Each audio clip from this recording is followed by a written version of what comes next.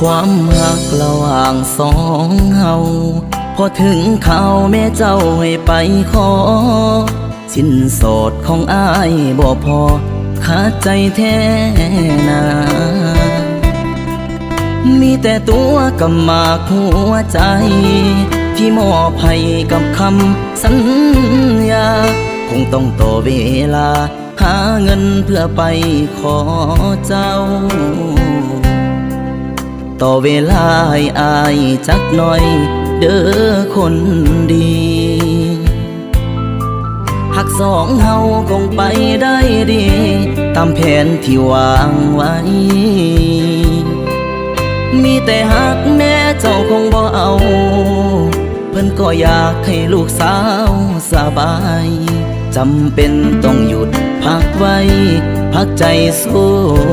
ข่าวต้นทุนของอายบ่คือเขาหักสองเฮาอย่าให้มันจางลงขอเพียงให้เจ้ามั่นคง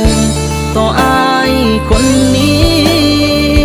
เงินพ่อมือใดอายสิไปขอแต่งลาคำแพงฝากบอกพ่อกับแม่อายหักเจ้าหักจริงหักแท้อายให้สัญญาขอเวลาอีก2-3 ปีหักษาของดีเสื้อไผ่เด้อลาฮอดมือเฮานัดสัญญาขอน้องแต่งงานที่เหตุใดตอนนี้ก็คือเพิ่มหักเฮาเข้มแข็งอย่านอกใจอย่าให้ไผมาแซงแทนที่ห่างเฮาฝากเดือนฝากดินฝากฟ้าจงรักษาคุ้มครองสองเฮาจะกลับมาสู่ขอแต่งเจ้าในมือเงินพอ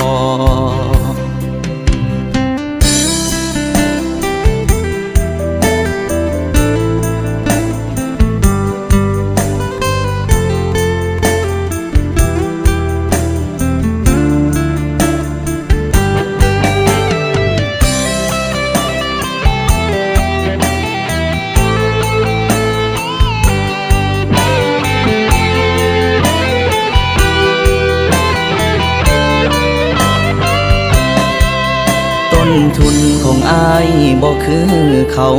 หักสองเฮาอย่าให้มันจางลงขอเพียงให้เจ้ามั่นคงต่ออายคนนี้เงินพ่อมือใดอายสิไปขอแต่งลาคำแพงฝากบอกพ่อกับแม่อายหักเจ้าหักจริงหักแท้อายให้สัญญาเวลาอีก2-3 ปีหักษาของดีเสื้อไผ่เด้อลาฮอดมือเฮานัดสัญญาขอน้องแต่งงาน